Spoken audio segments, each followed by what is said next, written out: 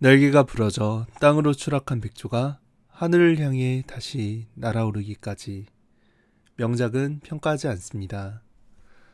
부르고뉴 와인에서 찾은 인생과 서먼 서메어 등 성장과 관계라는 주제를 페이스트리 쿠키처럼 섬세하게 쌓아 관객의 감정을 고조시키는 세드리크 클라피슈 감독의 신작 라이즈는 토드 필드 감독과 케이트 블란쳇의 타르와 반대로 가장 높은 지점에서 날개가 부러져 추락한 백조가 다시 하늘로 날아오르는 과정을 담은 성장 드라마입니다. 영화 속 줄거리를 가볍게 풀어내면 어린 시절부터 발레로 남들보다 압도적인 커리어를 쌓아온 발레리나 엘리즈가 라 바야데르라는 연극에서 무대를 소화하는 도중에 남자친구가 바람피는 모습을 목격하고 무대에서 왼쪽 발목을 접질러서 수술을 받게 되고 발레리나로서의 인생을 끝내야 한다는 시한부 선고를 받게 됩니다. 26년 인생 동안 발레에만 전념해왔던 엘리즈는 육체적, 정신적 부상을 뒤로한 채 다른 꿈을 찾기 위해 자신처럼 부상으로 발레를 은퇴한 친구를 따라 브르타뉴에 있는 레지던스에서 식당 보조를 하며 재활을 하게 되는데요.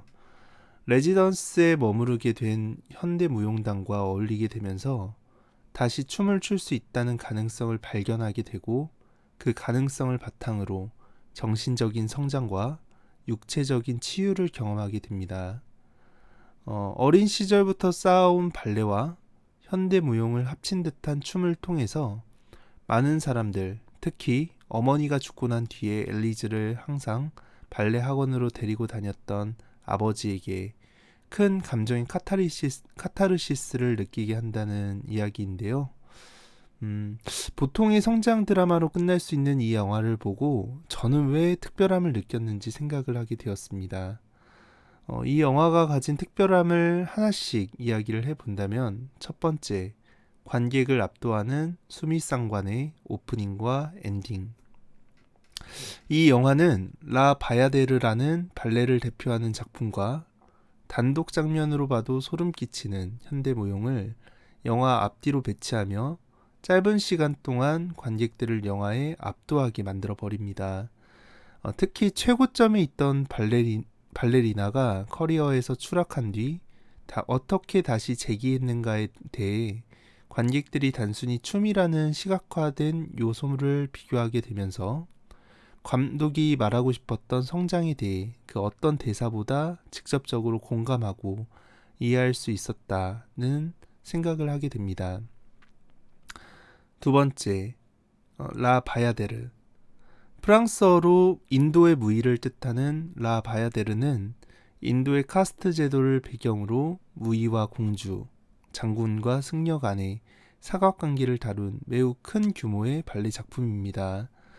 라 바야데르의 내용은 무의 니키아가 평생을 함께하겠다고 맹세한 솔로르가 공주 감자티와 결혼하게 되었음에도 두 사람을 축복하기 위해 춤을 추게 되었는데 춤을 추던 도중에 감자티 공주가 보낸 꽃 바구니 속의 독사에 물리게 되고 해독제가 있었음에도 솔로르에 대한 사랑이 없이는 살 수 없다며 죽음을 선택한다는 이야기를 담고 있습니다.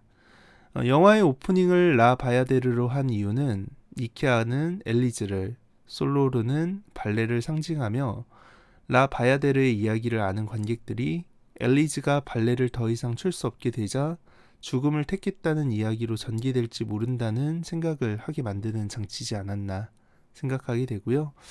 여러 면에서 엘리즈가 영화 초반에 느꼈을 감정이 라 바야데르 작품에 녹여져 있다 보니까 기회가 되신다면 유튜브에서 해당 작품을 찾아보시고 라이즈를 보시면 더 좋은 감상을 하실 수 있을 것 같습니다.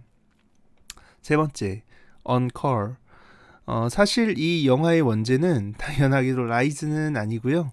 단체를 뜻하는 Encore이라는 제목을 갖고 있습니다.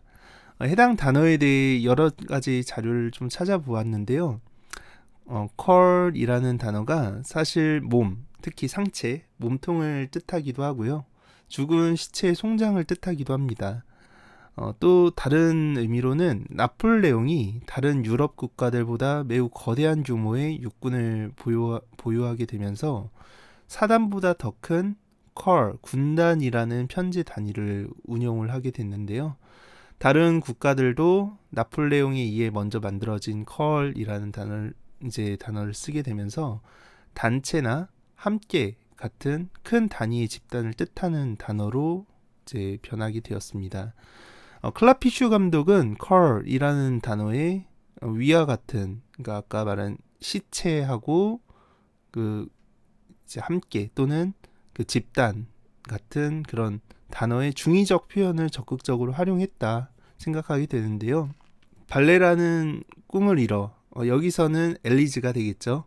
시체처럼 죽어있던 엘리즈가 현대무용단이라는 집단과 함께하게 되면서 다시 부활, 그러니까 라이즈하게 되었다는 점에서 특히 레지던스에서 무용단에 합류하게 된 게 시체처럼 죽어있는 자세에 춤을 추게 되었다는 점에서 여러모로 의미 있는 제목이다라는 생각을 하게 되고요. 네 번째는 다프트 펑크.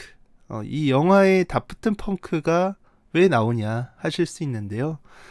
EDM 같은 전자음악 대부분 다프트 펑크의 토마스 방갈테르의 손길이 닿았더라고요. 꽤나 세련된 음악들이 많이 나오는데 확실히 시각적인 부분뿐 아니라 청각적인 부분도 인상 깊은 영화다. 좀 말씀드리고 싶습니다.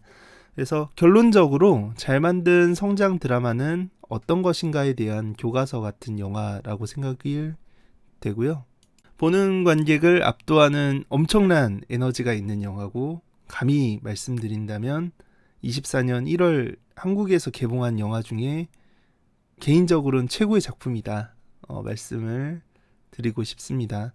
한번 라이즈라는 영화 기회가 되신다면 꼭 관람해 보시길 바라겠습니다. 감사합니다.